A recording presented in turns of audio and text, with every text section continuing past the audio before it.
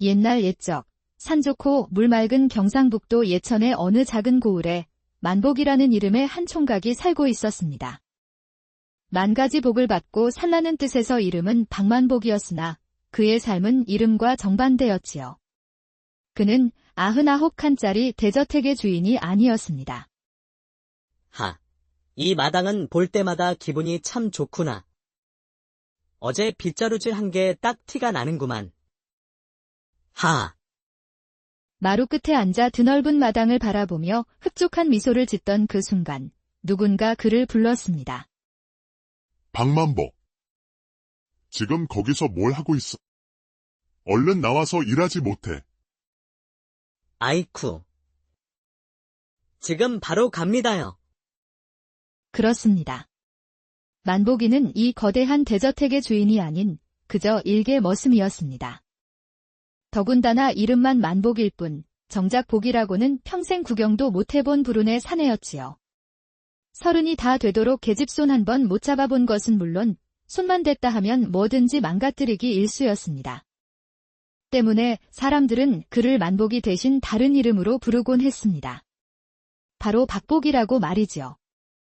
어이, 박보가. 어디 가서 또 일 망치지 말고 이리 와서 마당이나 좀 쓸어라. 아이고. 갑니다요.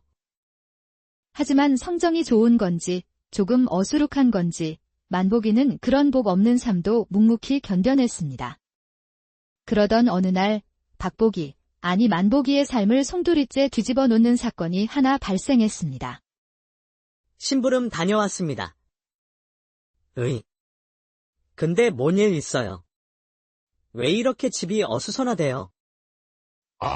별일은 아니고. 뒷마당에 안 쓰는 장독들 있잖나. 어르신께서 싹 다 버리라고 하셔서 지금 정리 중이야. 그 말을 들은 만복은 갑자기 기절할 듯 놀라더니 얼굴이 새하얗게 질려 허겁지겁 뒷마당으로 뛰어갔습니다. 그는 사람들 손에 들린 항아리를 하나씩 들춰보며 미친 듯이 무언가를 찾기 시작했습니다. 이놈아. 뭐 하는 게야? 여기 혹시 돈 뭉치 못 보셨어요? 제가 여기에 제 전 재산을 숨겨놨었는데. 복 없는 삶을 살던 만복이가 그동안 버틸 수 있던 유일한 이유는 바로 그간 푼푼히 모아둔 돈 100냥 덕분이었습니다. 혼인이라도 하면 작은 초가집이라도 하나 마련할 계획으로 악착같이 모아온 피 같은 돈 후 그에게 있어 유일한 희망이었지요. 만복이는 얼굴에 흙먼지를 묻혀가며 해가 지도록 쓰레기 더미를 뒤졌고 마침내 잃어버린 돈을 찾을 수 있었습니다. 찾았다. 내 돈. 내 피 같은 돈. 그날 밤 방으로 돌아온 만복이는 쉽게 잠에 들지 못했습니다. 비록 돈을 찾긴 했지만 낮에 있었던 아찔한 순간 때문에 심장이 계속 쿵쿵 뛰었기 때문입니다. 평생 이 돈만 모으면서 살아왔는데 만약 이걸 잃게 되면 난 어떻게 되는 거지? 모든 것을 잃을 뻔한 오늘의 경험은 순하디 순한 만복이조차 변하게 만들었습니다. 내가 아무리 복이 없다지만 이건 해도 너무하잖아. 가진 거라곤 돈 100냥뿐인데 그마저도 잃을 뻔하다니. 아무래도 평생을 이렇게 살다가 죽을 수는 없어. 한양에 복 많기로 소문난 사람이 있다던데. 거기라도 한번 찾아가 보자. 가서 내 운명을 바꿀 방도를 알아보는 거야. 복 없는 삶에 회의감을 느낀 만복이는 자리를 박차고 일어나 돈 꾸러미를 챙겨 곧장 한양으로 떠났습니다.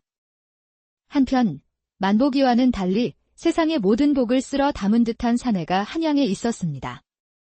바로 한양 땅 최고의 부자이자 권세가로 일컬어지는 홍판서였지요. 그는 본디 몰락한 선비 집안 출신이었지만 운 좋게 장원급제를 하더니 그 뒤로 하는 일마다 잘 되어 지금의 판서 자리에까지 오르게 된 행운의 사나이였습니다. 한간에 떠도는 소문에 따르면 그 행운의 비결은 바로 그의 신통한 육효점에 있었습니다. 자네 그 얘기 들었나? 이번에 홍판서가 전라도 수령 자리에 또 제 사람을 앉혔다지. 그게 다 육효를 잘 뽑아서 그런 거라더군. 거참 대단하구만. 저번에는 비올라를 6표로 맞춰서 나라님께 큰 상을 받았다지 않았나? 아주 그냥 뽑았다 하면 대박이 나는구먼. 만복이 역시 제 운명을 바꿀 실마리를 얻고자 그 홍판서를 찾아갔던 것입니다. 보름 뒤, 먼 길을 걸어온 만복이는 마침내 홍판서 댁에 도착했습니다. 거대한 대문과 끝없이 이어진 담장은 예천의 저택과는 비교도 안 될 만큼 웅장했지요. 잠시 긴장했던 만복이는 문을 지키는 하인에게 말했습니다. 홍판서 어르신께 육효를 보러 찾아왔습니다. 하인은 만복이를 한방으로 안내했습니다. 그 안엔 흰 도포를 입은 한 노신사가 앉아 있었습니다. 그래, 내게 운을 봐달라 찾아왔다고. 그런데 그를 본 만복이는 깜짝 놀랐습니다. 작은 키에 동그란 얼굴, 볼품없는 수염. 소문 속 권세가는 상상과 달리 동네 할아버지 같은 평범한 인상이었기 때문입니다. 이런 모습에 조금은 긴장이 풀린 만복이는 안도하며 말했습니다. 어르신. 염치 없지만 이놈이 어르신께 운수 한번 봐달라 일이 찾아왔습니다. 봐주는 건 어려운 일이 아니지. 헌데 아무나 봐주는 건 아니라서 말이야. 자네, 혹시 100냥 있나? 내 점괘 값은 딱 100냥일세. 육효 한번 뽑는데 100냥이나요. 터무니없는 가격에 만복이는 깜짝 놀랐습니다. 하지만 인생을 바꾸고자 모든 걸 걸고 찾아온 그였기에 고민 끝에 결국 제 전 재산을 내밀었습니다. 여기 있습니다. 이 답답한 인생의 해답만 얻을 수 있다면야. 제 운수 한번 봐 주시지요. 그래, 그래야지. 그럼 어디 한번 봐볼까? 자, 마음이 가는 걸로 뽑아보게. 홍판서의 말에 만복이는 두 눈을 질끈 감았습니다. 제발 앞으로는 잘 좀 풀려라. 그는 간절한 마음으로 육효 하나를 뽑았습니다. 그래. 잘 뽑았구먼. 그럼 어디 봐볼까? 홍판서는 만복이가 뽑은 육효를 받아들고 점괘를 보기 시작했습니다. 그런데 그의 얼굴에 갑자기 그늘이 드리워지기 시작했지요. 왜 그러십니까? 제 운수가 그리도 나쁘답니까? 바로 그 순간 홍판서가 갑자기 눈을 부릅뜨며 외쳤습니다. 여봐라. 걔 누구 없느냐? 어서 와서 이놈을 당장 묶어라. 아니. 왜 이러십니까? 저는 그저 운만 보러. 어서 이놈을 뒷산 대추나무에 거꾸로 매달아 놓아라. 홍판서의 부름에 종들이 순식간에 달려나와 만복이를 붙잡았고 그는 영문도 모른 채 밖으로 끌려나가게 되었습니다. 어르신. 살려주십시오. 어르신. 먼 길을 떠나 운수를 보러 왔던 만복이 그러나 지금 그는 인적 없는 깊은 산속 나무에 거꾸로 매달린 신세가 되어 있었습니다. 살려주세요. 여기 사람 있어요. 아무리 외쳐도 그의 목소리를 들어주는 이는 아무도 없었습니다. 설상가상으로 찬바람이 불더니 이내 비가 부슬부슬 내리기 시작했습니다. 내가 그럼 그렇진. 날 때부터 재수 없던 놈이 전 재산 갖다 바친다고 복이 많아질 리가 있나. 결국 이 꼴이 나는구먼.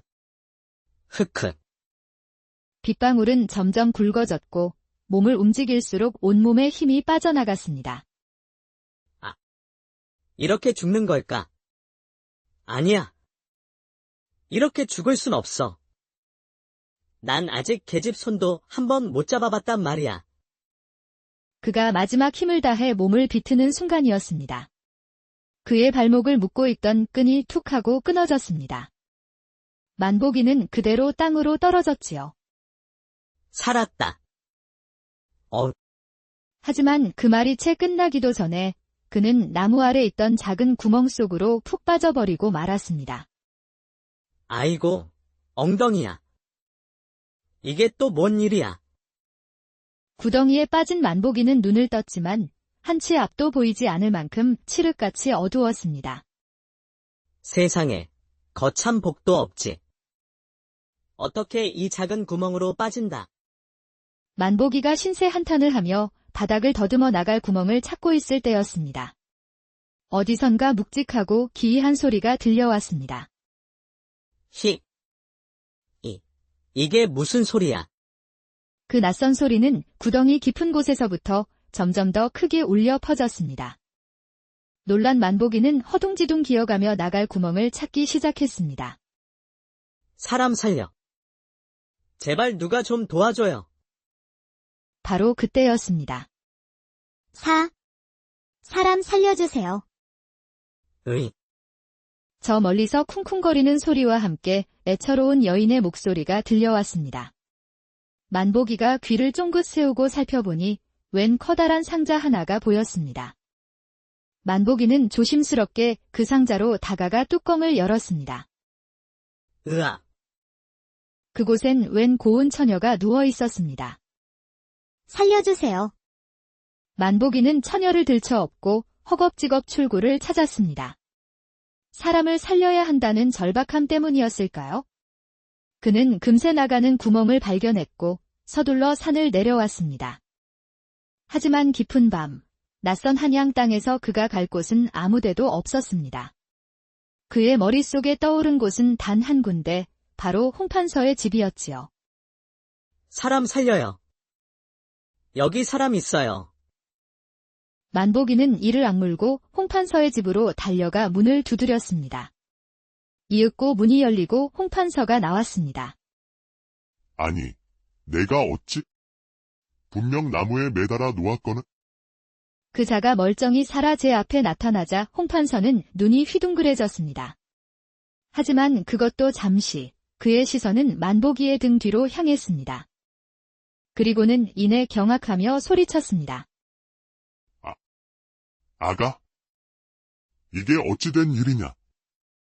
알고 보니 그 처녀는 홍판서의 무남동녀 외동딸이었습니다. 몇 달 전 딸이 천연두에 걸리자 홍판서는 온갖 노력을 다했지만 딸은 끝내 숨이 멎고 말았습니다. 전염병이 퍼질까 두려워 차마 땅에 묻지도 못하고 그는 딸을 제가 담긴 널에 넣어 뒷산 대추나무 아래 두었던 것입니다. 하지만 놀랍게도 그녀는 죽은 것이 아니었습니다. 고열로 인해 일시적으로 의식을 잃었을 뿐이었지요.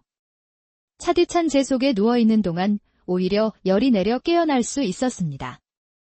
하마터면 널 속에서 목숨을 잃을 뻔했던 딸을 만보기가 구해온 것이었습니다.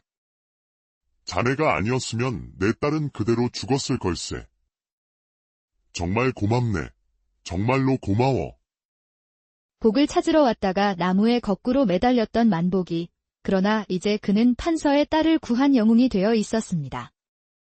홍판서는 만보기에게 금은보화는 물론 삼시세끼 귀한 소고기로 극진한 대접을 해주었습니다.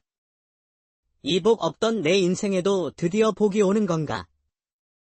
그러나 그의 복은 여기서 끝이 아니었습니다. 며칠 뒤 홍판서가 딸과 함께 찾아와 말했습니다. 이복의 만복이 내 딸의 서방이 되어 줄 수 있겠나? 예. 살아 돌아온 딸의 혼처를 알아보던 홍판서에게 딸이 간곡히 청했던 것입니다. 아버지, 저를 제 생명의 은인이신 만복님께 시집 보내주세요. 그분이 없으셨다면 전 이 세상에 없었을 것입니다. 양반댁 교수가 머슴에게 시집을 가겠다니 홍판서는 처음엔 결사반대했지만 딸이 곡기까지 끊으며 고집을 부리자 결국 허락하고 만 것이었지요. 그날 이후 만보기는 복 없는 사내에서 복 많은 사내로 거듭났습니다. 일개 머슴이 판서의 사위가 되었으니 이보다 더 복 터진 인생이 또 있을까 싶었지요. 허허. 그간 복이 없던 게 다 이 순간을 위한 것이었나 보구만. 하지만 이 순간 모두가 행복한 것은 아니었습니다. 멀리서 만보기를 바라보는 홍판서의 속은 시커멓게 타 들어가고 있었지요. 쯧쯧. 저놈, 저거 좀 점잖게 먹을 순 없는 게야. 누가 머슴 출신 아니랄까봐. 교양 없기는. 귀한 딸을 머슴에게 시집 보낸 홍판서는 만보기가 영 못마땅했습니다. 양반집 사위라는 자가 밥을 손으로 집어먹고 하인을 부르면 자기가 먼저 뛰어오니 그 꼴을 볼 때마다 속에서 천불이 끓어올랐습니다. 아무리 은인이라지만 그건 그거고 사위가 된 건 또 다른 문제지. 어휴, 살다 이런 복 없는 날이 올 줄이야. 그러던 어느 날 홍판서의 벗들이 집에 찾아왔습니다. 아이고, 우리 홍판서가 사위를 보셨다고. 우리 복 많은 홍판서는 도대체 얼마나 대단한 사위를 얻으셨으랴. 만보기를 보여주고 싶지 않았던 홍판서는 황급히 벗들을 제 방으로 이끌었습니다. 뭐 그리 대단하지는 않으니. 일단 내 방으로 들어가세. 바로 그때였습니다. 아니에요. 고구마 굽는 건 제가 잘합니다. 예천에 있을 때 어르신 고구마를 몇 번이나 구워드렸다고요. 저 멀리 부엌에서 얼굴에 숯검정을 묻힌 만보기가 걸어 나오고 있었습니다. 장인어른. 손님들이 오신 모양이군요. 마침 잘 됐습니다. 제가 고구마를 좀 구워봤는데 드시겠어요? 만보기는 해맑게 웃으며 고구마를 내밀었지만 홍판서는 얼굴이 시뻘개져 말했습니다. 아이고, 우리 사위 참 소탈도 하지. 우리는 괜찮네. 그가 후다닥 방으로 들어가자 벗들이 눈이 휘둥그레져 물었습니다. 설마, 저 친구가 자네 사위인가? 세상에 좋은 인물이 얼마나 많은데 어찌 저런. 설마 저 친구, 머슴은 아니겠지. 머슴은 아니고. 맞긴 한데. 여봐라. 어서 술상을 내오거라. 홍판서는 애써 웃으며 말을 돌렸지만 속은 벌겋게 달아오르고 있었습니다. 저 망할 것이. 끝내 나를 망신시키는구나. 내 저것을 그냥. 그날 밤 홍판서는 낮에 있었던 일 때문에 쉽게 잠들지 못했습니다. 세상에 이런 망신이 다 있나? 천하의 홍판서가 머슴 사위 때문에 고개도 못 들고 다니다니. 이러다간 나까지 머슴 취급당하게 생겼어. 속이 부글부글 끓던 홍판서는 한참을 고민하다 결국 농에 넣어두었던 육효통을 꺼냈습니다. 안 되겠어. 이대로는 안 돼. 방법을 찾아야 해. 그는 육효를 흔들어 점괘 하나를 뽑았고 그것을 확인한 뒤 음흉한 미소를 지었습니다. 크크. 역시 나는 운이 좋은 사람이라니까. 옳거니, 이러면 되겠어. 이튿날 아침, 홍판서는 그 어느 때보다도 맑은 미소로 만보기를 불렀습니다. 우리 예쁜 사위, 이리 좀 와보게. 예, 장인어른. 부르셨습니까요? 그놈의 씁니까요? 좀 하지 말라니까. 됐고, 우리 사위, 이젠 때가 된 것 같네. 예. 갑자기 무슨 때요? 이제 분가를 할 때가 되었다는 말일세. 내가 자네랑 내 딸이 살기 좋은 집을 미리 사두었다네? 아이고, 저야 좋지요. 집까지 사주시고 정말 고맙습니다. 그런데 말이다. 딸아이가 살아 돌아온 뒤 바로 시집을 가버려서 아비로서 딸과 시간을 보낼 틈이 없었네? 그러니 하루쯤은 둘이 오붓하게 보내고 싶구나. 자네가 먼저 가 있겠나? 아이고, 제가 눈치가 없었습니다. 그럼 저는 먼저 가 있겠습니다. 그래주면 고맙지. 내일 아침에 딸과 짐을 보내도록 하겠네? 하지만 이 모든 것은 홍판서의 계략이었습니다. 크크. 고맙긴. 그래, 우리 사위. 잘 가게나. 지난밤 그가 점괘에서 찾아낸 답은 바로 죽음의 흉가였습니다. 그 집에 들어간 사람 중 단 한 명도 살아서 나온 이가 없다는 무시무시한 전설이 내려오는 곳이었지요. 그래, 그놈을 거기로 보내는 거야. 그럼 알아서 떨어져 나가 줄 거라고. 해. 다음 날 해가 떠오르기도 전에 눈을 뜬 홍판서는 들뜬 마음으로 흉가로 향했습니다. 흐흐, 지금쯤이면 그 머슴 놈이 송장이 되어 있겠지. 흉가에 도착한 그는 대문 앞에서 목소리를 높였습니다. 우리 사위. 여기 있는가? 안에서 아무 대답도 들려오지 않자 그의 입가에 미소가 피어올랐습니다. 후후, 역시. 벌써 송장이 되어 있는 모양이로구먼? 그는 미소를 숨기며 문을 열고 들어가 방 안을 들여다보았습니다. 그곳엔 대자로 뻗어 쓰러져 있는 만보기가 보였지요. 아이고, 우리 사위. 이리 가면 안 되네. 그가 우는 소리를 하며 다가가는 그때였습니다. 땅이 꺼질 듯한 코 고는 소리가 들려왔습니다. 만보기는 죽은 게 아니라 세상 모르고 자고 있던 것이었지요. 이게 뭐야? 안 죽었어. 놀란 홍판서의 고함에 만보기가 잠에서 깨어났습니다. 아이고, 장인어른. 벌써 오셨습니까? 만보기가 눈을 비비며 일어나는 순간 홍판서는 그의 등 뒤에 놓인 커다란 황금 덩어리들을 보고 경악하고 말았습니다. 아니, 저건, 아, 이것. 그것이 말입니다. 어제 홍판서의 계략을 알 리 없던 만보기는 기분 좋게 흉가에 도착했습니다. 생각보다 허름한 모습의 그는 새색시가 오기 전에 깨끗이 치워야겠다며 하루 종일 집을 수리하고 청소했지요. 피곤에 지친 그는 방 한가운데 대자로 뻗어 깊은 잠에 빠졌습니다. 한밤중 어디선가 무언가 벽을 긁는 듯한 섬뜩한 소리가 들려왔습니다. 잠에서 깬 만보기는 다락방에서 나는 소리를 듣고 강도가 들었다고 생각했습니다. 이 집에 오자마자 강도가 들다니. 역시 난 복 없는 놈이야. 절망하던 것도 잠시 그는 눈을 부릅떴습니다. 아니지. 구멍에 빠졌을 때도 죽는 줄 알았지만 살아났잖아. 생각해보면 난 복이 없는 놈이 아니라 복이 넘치는 놈일지도 몰라. 이번에도 한번 마주해보자. 용기를 낸 만보기가 호롱불을 들고 다락문을 확 열어젖히는 순간 와장창 소리와 함께 천장에서 무언가가 쏟아져 내렸습니다. 그의 발밑에 떨어진 것은 다름 아닌 누렇고 묵직한 황금 덩이들이었지요. 사실 흉가의 정체는 황금이 숨겨진 곳이었고 사람들은 황금이 삐걱거리는 소리를 귀신 소리로 착각해 겁에 질려 죽었던 것입니다. 두려움을 이기고 직접 마주한 만보기는 그 모든 황금의 주인이 된 것이었지요. 이게 다 장인어른 덕분입니다.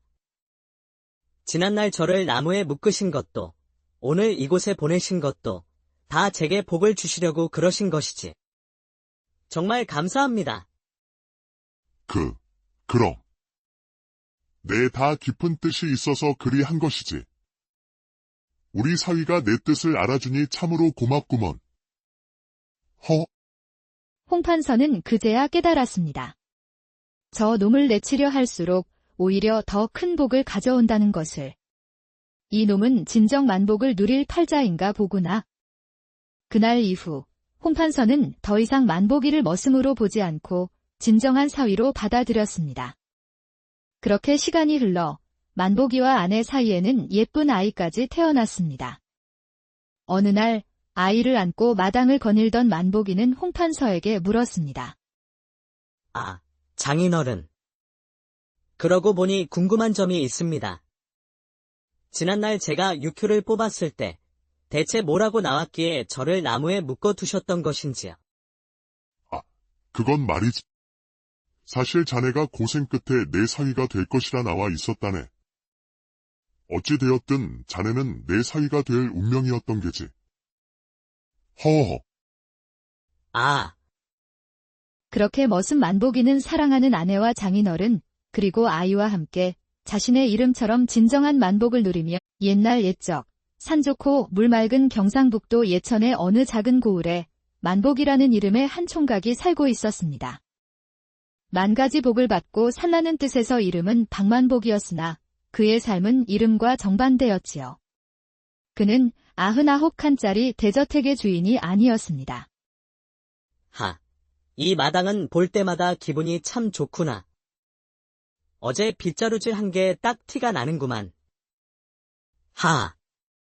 마루 끝에 앉아 드넓은 마당을 바라보며 흡족한 미소를 짓던 그 순간 누군가 그를 불렀습니다. 박만복. 지금 거기서 뭘 하고 있어? 얼른 나와서 일하지 못해. 아이쿠. 지금 바로 갑니다요. 그렇습니다. 만복이는 이 거대한 대저택의 주인이 아닌 그저 일개 머슴이었습니다. 더군다나 이름만 만복일 뿐 정작 복이라고는 평생 구경도 못해본 불운의 사내였지요. 30이 다 되도록 계집손 한 번 못 잡아본 것은 물론 손만 댔다 하면 뭐든지 망가뜨리기 일쑤였습니다. 때문에 사람들은 그를 만복이 대신 다른 이름으로 부르곤 했습니다. 바로 박복이라고 말이지요. 어이, 박보가. 어디 가서 또 일 망치지 말고 이리 와서 마당이나 좀 쓸어라. 아이고. 갑니다요. 하지만 성정이 좋은 건지 조금 어수룩한 건지 만복이는 그런 복 없는 삶도 묵묵히 견뎌냈습니다. 그러던 어느 날 박복이, 아니 만복이의 삶을 송두리째 뒤집어 놓는 사건이 하나 발생했습니다. 심부름 다녀왔습니다. 근데 뭔 일 있어요? 왜 이렇게 집이 어수선하대요? 아, 별일은 아니고. 뒷마당에 안 쓰는 장독들 있잖나. 어르신께서 싹 다 버리라고 하셔서 지금 정리 중이야.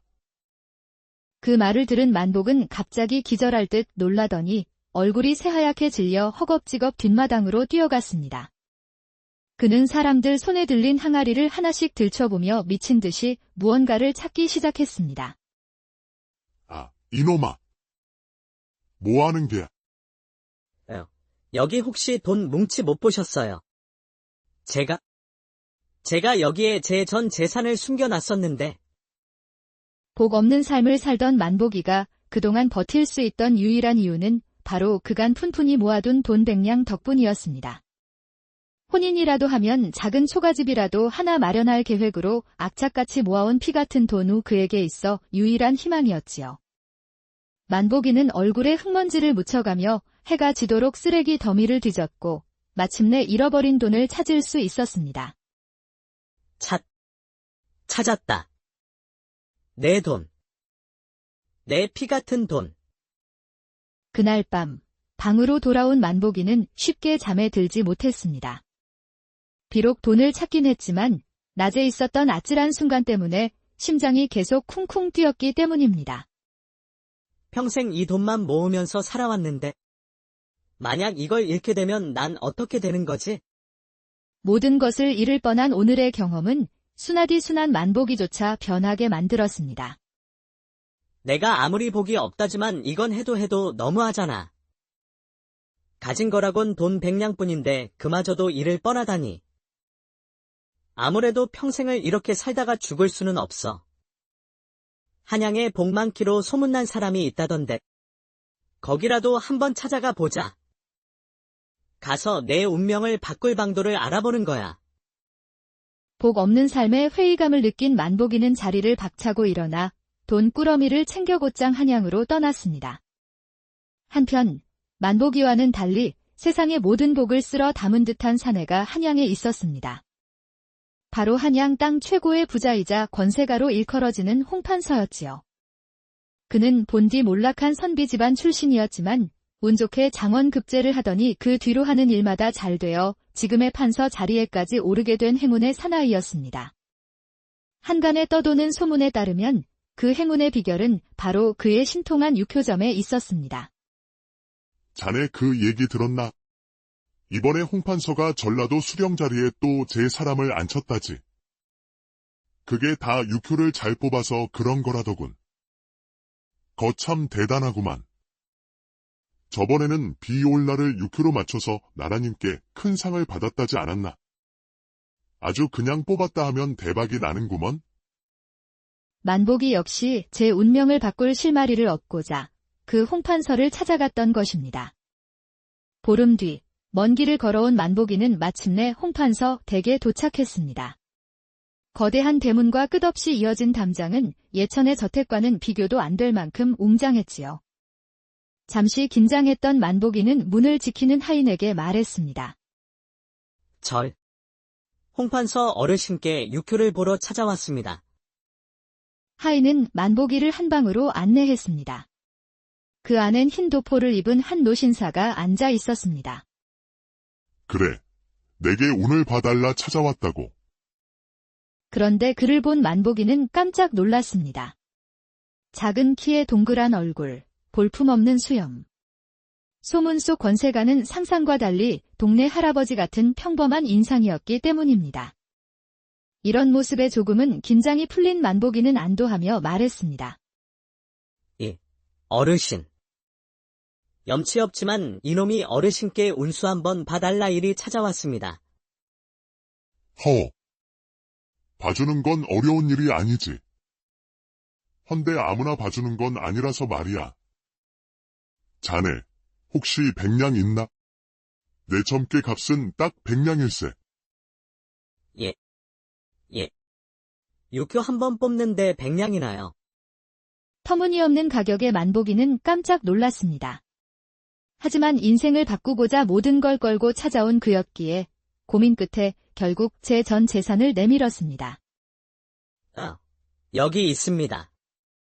이 답답한 인생의 해답만 얻을 수 있다면야. 제 운수 한번 봐 주시지요. 그래, 그래야지. 그럼 어디 한번 봐볼까? 자, 마음이 가는 걸로 뽑아보게. 홍판서의 말에 만보기는 두 눈을 질끈 감았습니다. 제발 앞으로는 잘 좀 풀려라. 그는 간절한 마음으로 육효 하나를 뽑았습니다. 그래. 잘 뽑았구먼. 그럼 어디 봐볼까?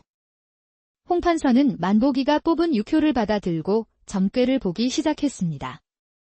그런데 그의 얼굴에 갑자기 그늘이 드리워지기 시작했지요. 왜 그러십니까? 제 운수가 그리도 나쁘답니까? 바로 그 순간 홍판서가 갑자기 눈을 부릅뜨며 외쳤습니다. 여봐라. 걔 누구 없느냐? 어서 와서 이놈을 당장 묶어라. 아니. 왜 이러십니까? 저는 그저 운만 보러. 어서 이놈을 뒷산 대추나무에 거꾸로 매달아 놓아라.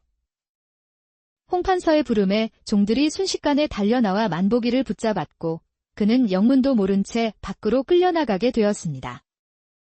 어르신. 살려주십시오. 어르신. 먼 길을 떠나 운수를 보러 왔던 만보기. 그러나 지금 그는 인적 없는 깊은 산속 나무에 거꾸로 매달린 신세가 되어 있었습니다. 살려주세요. 여기 사람 있어요. 아무리 외쳐도 그의 목소리를 들어주는 이는 아무도 없었습니다. 설상가상으로 찬바람이 불더니 이내 비가 부슬부슬 내리기 시작했습니다. 내가 그럼 그렇진. 날 때부터 재수 없던 놈이 전 재산 갖다 바친다고 복이 많아질 리가 있나. 결국 이 꼴이 나는구먼. 흑흑. 빗방울은 점점 굵어졌고 몸을 움직일수록 온몸에 힘이 빠져나갔습니다. 이렇게 죽는 걸까? 아니야. 이렇게 죽을 순 없어. 난 아직 계집 손도 한번 못 잡아봤단 말이야. 그가 마지막 힘을 다해 몸을 비트는 순간이었습니다. 그의 발목을 묶고 있던 끈이 툭 하고 끊어졌습니다. 만보기는 그대로 땅으로 떨어졌지요. 살았다. 하지만 그 말이 채 끝나기도 전에 그는 나무 아래 있던 작은 구멍 속으로 푹 빠져버리고 말았습니다. 아이고, 엉덩이야. 이게 또 뭔 일이야. 구덩이에 빠진 만보기는 눈을 떴지만 한치 앞도 보이지 않을 만큼 칠흑같이 어두웠습니다. 세상에, 거참 복도 없지. 어떻게 이 작은 구멍으로 빠진다. 만보기가 신세 한탄을 하며 바닥을 더듬어 나갈 구멍을 찾고 있을 때였습니다. 어디선가 묵직하고 기이한 소리가 들려왔습니다. 이게 무슨 소리야? 그 낯선 소리는 구덩이 깊은 곳에서부터 점점 더 크게 울려 퍼졌습니다. 놀란 만보기는 허둥지둥 기어가며 나갈 구멍을 찾기 시작했습니다. 사람 살려. 제발 누가 좀 도와줘요. 바로 그때였습니다. 사람 살려주세요. 으이, 저 멀리서 쿵쿵거리는 소리와 함께 애처로운 여인의 목소리가 들려왔습니다. 만보기가 귀를 쫑긋 세우고 살펴보니 웬 커다란 상자 하나가 보였습니다. 만보기는 조심스럽게 그 상자로 다가가 뚜껑을 열었습니다. 으아, 그곳엔 웬 고운 처녀가 누워 있었습니다. 살려주세요. 만보기는 처녀를 들쳐업고 허겁지겁 출구를 찾았습니다. 사람을 살려야 한다는 절박함 때문이었을까요? 그는 금세 나가는 구멍을 발견했고 서둘러 산을 내려왔습니다. 하지만 깊은 밤, 낯선 한양 땅에서 그가 갈 곳은 아무데도 없었습니다. 그의 머릿속에 떠오른 곳은 단 한 군데, 바로 홍판서의 집이었지요. 사람 살려요. 여기 사람 있어요. 만보기는 이를 악물고 홍판서의 집으로 달려가 문을 두드렸습니다. 이윽고 문이 열리고 홍판서가 나왔습니다. 아니, 내가 어찌? 분명 나무에 매달아 놓았거늘. 그 자가 멀쩡히 살아 제 앞에 나타나자 홍판서는 눈이 휘둥그레졌습니다. 하지만 그것도 잠시, 그의 시선은 만보기의 등 뒤로 향했습니다. 그리고는 이내 경악하며 소리쳤습니다. 아가? 이게 어찌 된 일이냐? 알고 보니 그 처녀는 홍판서의 무남동녀 외동딸이었습니다. 몇 달 전 딸이 천연두에 걸리자 홍판서는 온갖 노력을 다했지만 딸은 끝내 숨이 멎고 말았습니다. 전염병이 퍼질까 두려워 차마 땅에 묻지도 못하고 그는 딸을 제가 담긴 널에 넣어 뒷산 대추나무 아래 두었던 것입니다. 하지만 놀랍게도 그녀는 죽은 것이 아니었습니다. 고열로 인해 일시적으로 의식을 잃었을 뿐이었지요. 차디찬 재 속에 누워있는 동안 오히려 열이 내려 깨어날 수 있었습니다. 하마터면 널 속에서 목숨을 잃을 뻔했던 딸을 만보기가 구해온 것이었습니다. 자네가 아니었으면 내 딸은 그대로 죽었을 걸세. 정말 고맙네. 정말로 고마워. 복을 찾으러 왔다가 나무에 거꾸로 매달렸던 만보기. 그러나 이제 그는 판서의 딸을 구한 영웅이 되어 있었습니다. 홍판서는 만보기에게 금은보화는 물론 삼시세끼 귀한 소고기로 극진한 대접을 해주었습니다. 이 복 없던 내 인생에도 드디어 복이 오는 건가? 그러나 그의 복은 여기서 끝이 아니었습니다. 며칠 뒤 홍판서가 딸과 함께 찾아와 말했습니다. 이복의 만복이 내 딸의 서방이 되어 줄 수 있겠나? 예. 살아 돌아온 딸의 혼처를 알아보던 홍판서에게 딸이 간곡히 청했던 것입니다. 아버지, 저를 제 생명의 은인이신 만복님께 시집 보내주세요. 그분이 없으셨다면 전 이 세상에 없었을 것입니다. 양반댁 교수가 머슴에게 시집을 가겠다니 홍판서는 처음엔 결사반대했지만 딸이 곡기까지 끊으며 고집을 부리자 결국 허락하고 만 것이었지요. 그날 이후 만보기는 복 없는 사내에서 복 많은 사내로 거듭났습니다. 일개 머슴이 판서의 사위가 되었으니 이보다 더 복 터진 인생이 또 있을까 싶었지요. 허허. 그간 복이 없던 게 다 이 순간을 위한 것이었나 보구만. 하지만 이 순간 모두가 행복한 것은 아니었습니다. 멀리서 만보기를 바라보는 홍판서의 속은 시커멓게 타 들어가고 있었지요. 쯧쯧. 저놈, 저거 좀 점잖게 먹을 순 없는 게야. 누가 머슴 출신 아니랄까봐. 교양 없기는. 귀한 딸을 머슴에게 시집 보낸 홍판서는 만보기가 영 못마땅했습니다. 양반집 사위라는 자가 밥을 손으로 집어먹고 하인을 부르면 자기가 먼저 뛰어오니 그 꼴을 볼 때마다 속에서 천불이 끓어올랐습니다. 아무리 은인이라지만 그건 그거고 사위가 된 건 또 다른 문제지. 어휴, 살다 살다 이런 복 없는 날이 올 줄이야.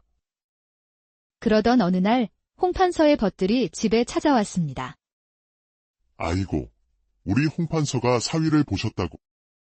우리 복 많은 홍판서는 도대체 얼마나 대단한 사위를 얻으셨으랴. 만보기를 보여주고 싶지 않았던 홍판서는 황급히 벗들을 제 방으로 이끌었습니다. 뭐 그리 대단하지는 않으니. 일단 내 방으로 들어가세. 바로 그때였습니다. 아니에요. 고구마 굽는 건 제가 잘합니다. 예천에 있을 때 어르신 고구마를 몇 번이나 구워드렸다고요. 저 멀리 부엌에서 얼굴에 숯검정을 묻힌 만보기가 걸어 나오고 있었습니다. 장인어른. 손님들이 오신 모양이군요. 마침 잘 됐습니다. 제가 고구마를 좀 구워봤는데 드시겠어요? 만보기는 해맑게 웃으며 고구마를 내밀었지만 홍판서는 얼굴이 시뻘개져 말했습니다. 아이고, 우리 사위 참 소탈도 하지. 우리는 괜찮네. 그가 후다닥 방으로 들어가자 벗들이 눈이 휘둥그레져 물었습니다. 설마, 저 친구가 자네 사위인가? 세상에 좋은 인물이 얼마나 많은데 어찌 저런. 설마 저 친구, 머슴은 아니겠지. 머슴은 아니고. 맞긴 한데. 여봐라. 어서 술상을 내오거라. 홍판서는 애써 웃으며 말을 돌렸지만 속은 벌겋게 달아오르고 있었습니다. 저 망할 것이. 끝내 나를 망신시키는구나. 내 저것을 그냥. 그날 밤 홍판서는 낮에 있었던 일 때문에 쉽게 잠들지 못했습니다. 세상에 이런 망신이 다 있나? 천하의 홍판서가 머슴 사위 때문에 고개도 못 들고 다니다니. 이러다간 나까지 머슴 취급당하게 생겼어. 속이 부글부글 끓던 홍판서는 한참을 고민하다 결국 농에 넣어두었던 육효통을 꺼냈습니다. 안 되겠어. 이대로는 안 돼. 방법을 찾아야 해. 그는 육효를 흔들어 점괘 하나를 뽑았고 그것을 확인한 뒤 음흉한 미소를 지었습니다. 크크. 역시 나는 운이 좋은 사람이라니까. 옳거니, 이러면 되겠어. 이튿날 아침, 홍판서는 그 어느 때보다도 맑은 미소로 만보기를 불렀습니다. 우리 예쁜 사위, 이리 좀 와보게.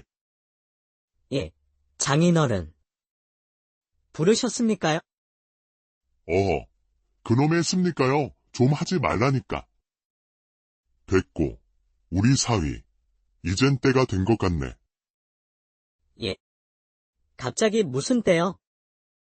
이제 분가를 할 때가 되었다는 말일세. 내가 자네랑 내 딸이 살기 좋은 집을 미리 사두었다네?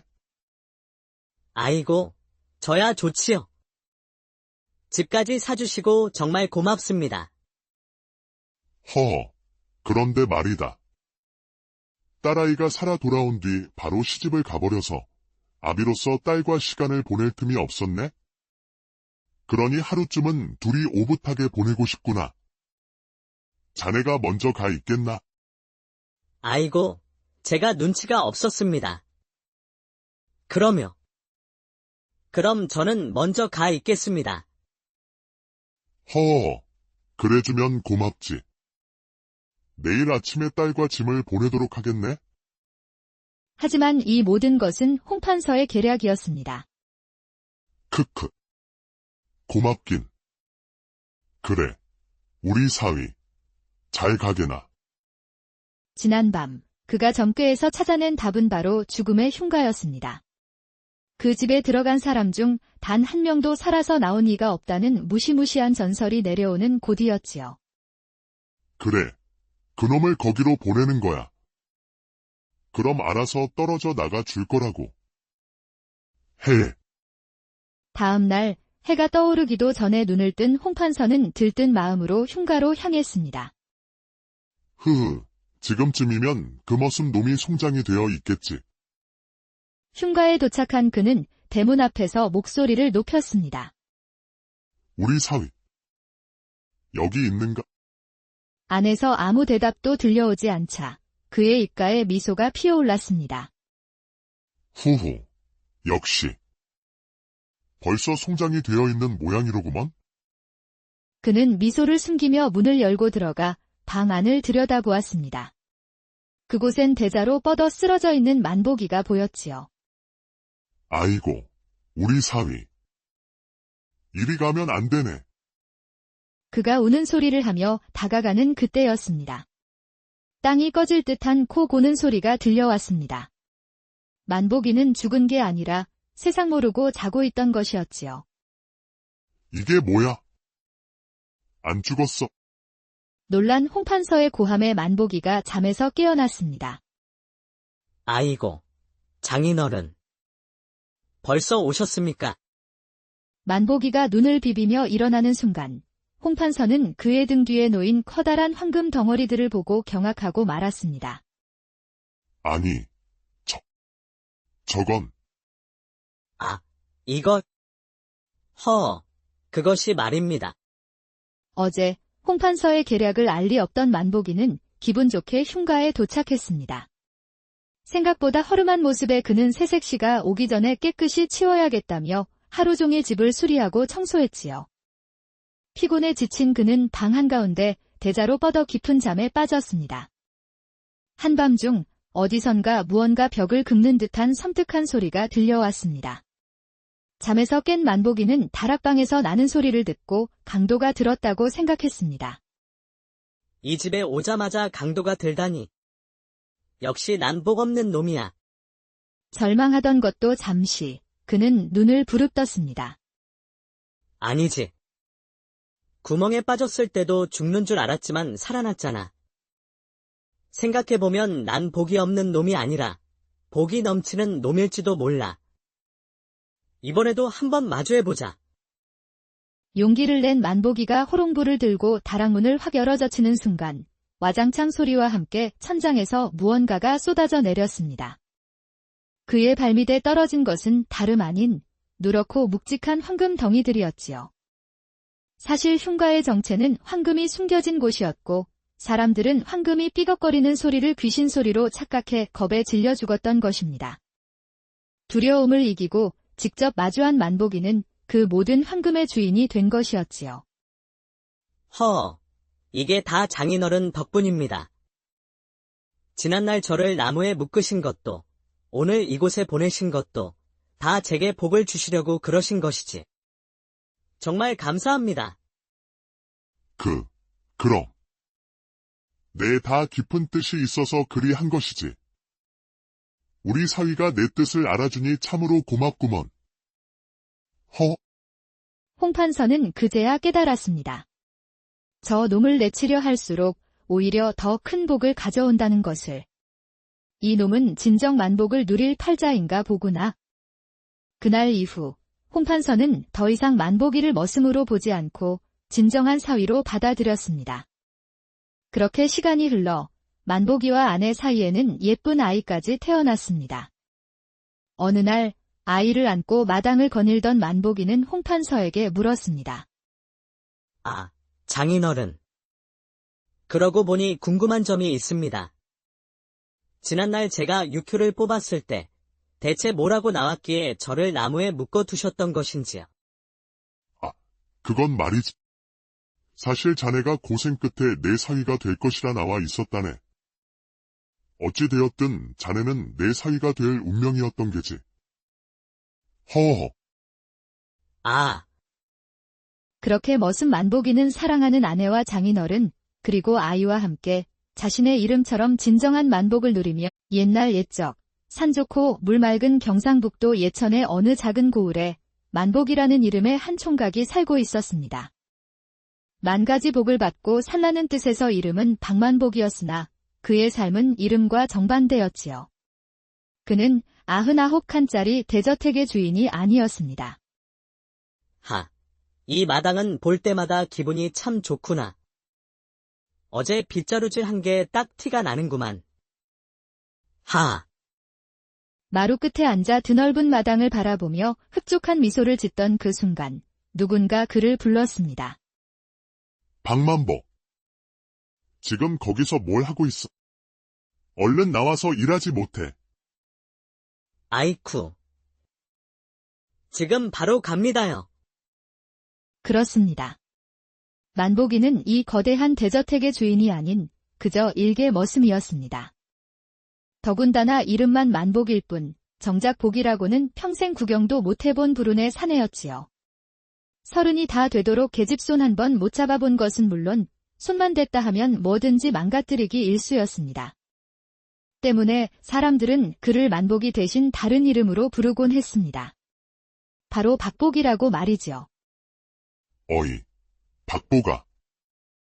어디 가서 또 일 망치지 말고 이리 와서 마당이나 좀 쓸어라. 아이고.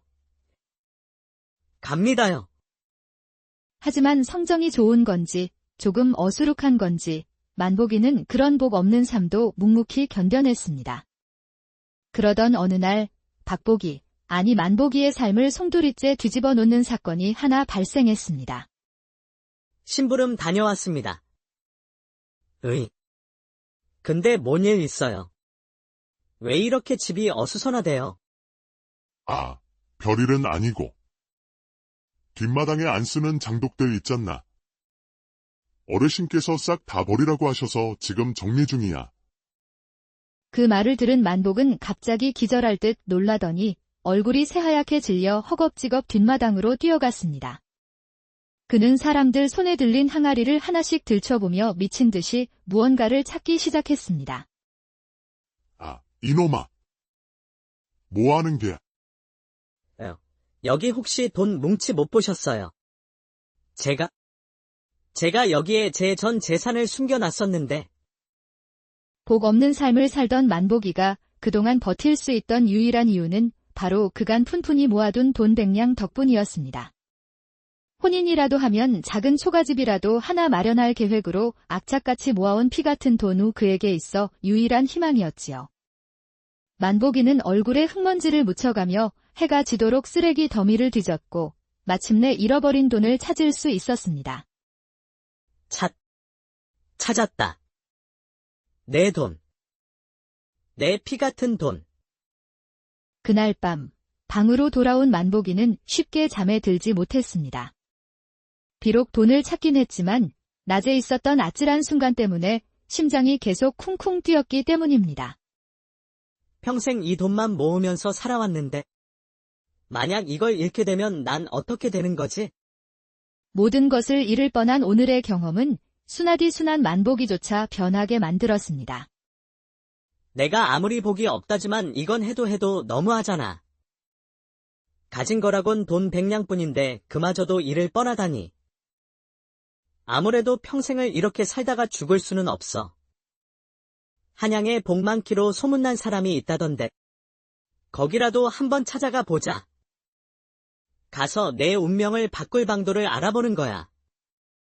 복 없는 삶에 회의감을 느낀 만복이는 자리를 박차고 일어나 돈 꾸러미를 챙겨 곧장 한양으로 떠났습니다. 한편 만복이와는 달리 세상의 모든 복을 쓸어 담은 듯한 사내가 한양에 있었습니다. 바로 한양 땅 최고의 부자이자 권세가로 일컬어지는 홍판서였지요. 그는 본디 몰락한 선비 집안 출신이었지만 운 좋게 장원급제를 하더니 그 뒤로 하는 일마다 잘 되어 지금의 판서 자리에까지 오르게 된 행운의 사나이였습니다. 한간에 떠도는 소문에 따르면 그 행운의 비결은 바로 그의 신통한 육효점에 있었습니다. 자네 그 얘기 들었나? 이번에 홍판서가 전라도 수령 자리에 또 제 사람을 앉혔다지.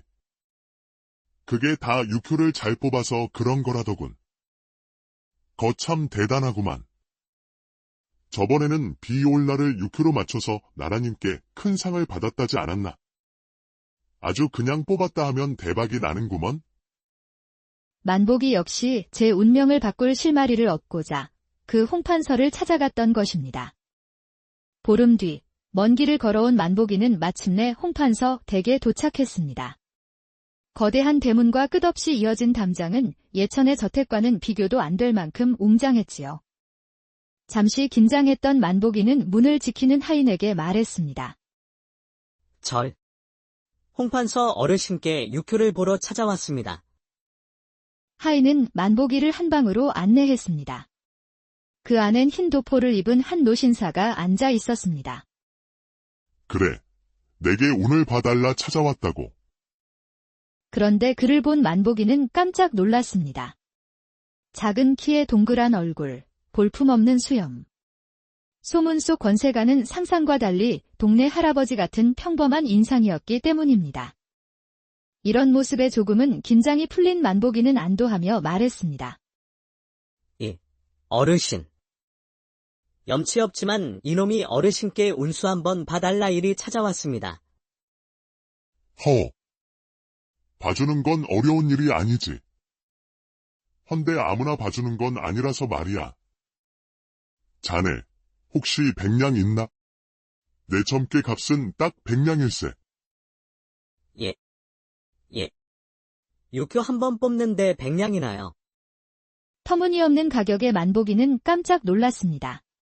하지만 인생을 바꾸고자 모든 걸 걸고 찾아온 그였기에 고민 끝에 결국 제 전 재산을 내밀었습니다. 여기 있습니다. 이 답답한 인생의 해답만 얻을 수 있다면야. 제 운수 한번 봐 주시지요. 그래, 그래야지. 그럼 어디 한번 봐볼까? 자, 마음이 가는 걸로 뽑아보게. 홍판서의 말에 만보기는 두 눈을 질끈 감았습니다. 제발 앞으로는 잘 좀 풀려라. 그는 간절한 마음으로 육효 하나를 뽑았습니다. 그래. 잘 뽑았구먼. 그럼 어디 봐볼까? 홍판서는 만보기가 뽑은 육효를 받아들고 점괘를 보기 시작했습니다. 그런데 그의 얼굴에 갑자기 그늘이 드리워지기 시작했지요. 왜 그러십니까? 제 운수가 그리도 나쁘답니까? 바로 그 순간 홍판서가 갑자기 눈을 부릅뜨며 외쳤습니다. 여봐라. 걔 누구 없느냐? 어서 와서 이놈을 당장 묶어라. 아니. 왜 이러십니까? 저는 그저 운만 보러. 어서 이놈을 뒷산 대추나무에 거꾸로 매달아 놓아라. 홍판서의 부름에 종들이 순식간에 달려나와 만보기를 붙잡았고 그는 영문도 모른 채 밖으로 끌려나가게 되었습니다. 어르신. 살려주십시오. 어르신. 먼 길을 떠나 운수를 보러 왔던 만보기. 그러나 지금 그는 인적 없는 깊은 산속 나무에 거꾸로 매달린 신세가 되어 있었습니다. 살려주세요. 여기 사람 있어요. 아무리 외쳐도 그의 목소리를 들어주는 이는 아무도 없었습니다. 설상가상으로 찬바람이 불더니 이내 비가 부슬부슬 내리기 시작했습니다. 내가 그럼 그렇진. 날 때부터 재수 없던 놈이 전 재산 갖다 바친다고 복이 많아질 리가 있나. 결국 이 꼴이 나는구먼. 흑흑. 빗방울은 점점 굵어졌고 몸을 움직일수록 온몸에 힘이 빠져나갔습니다. 이렇게 죽는 걸까? 아니야. 이렇게 죽을 순 없어. 난 아직 계집 손도 한번 못 잡아봤단 말이야. 그가 마지막 힘을 다해 몸을 비트는 순간이었습니다. 그의 발목을 묶고 있던 끈이 툭 하고 끊어졌습니다. 만보기는 그대로 땅으로 떨어졌지요. 살았다. 하지만 그 말이 채 끝나기도 전에 그는 나무 아래 있던 작은 구멍 속으로 푹 빠져버리고 말았습니다. 아이고, 엉덩이야. 이게 또 뭔 일이야. 구덩이에 빠진 만보기는 눈을 떴지만 한치 앞도 보이지 않을 만큼 칠흑같이 어두웠습니다. 세상에, 거참 복도 없지. 어떻게 이 작은 구멍으로 빠진다. 만보기가 신세 한탄을 하며 바닥을 더듬어 나갈 구멍을 찾고 있을 때였습니다. 어디선가 묵직하고 기이한 소리가 들려왔습니다. 이게 무슨 소리야? 그 낯선 소리는 구덩이 깊은 곳에서부터 점점 더 크게 울려 퍼졌습니다. 놀란 만보기는 허둥지둥 기어가며 나갈 구멍을 찾기 시작했습니다. 사람 살려. 제발 누가 좀 도와줘요. 바로 그때였습니다.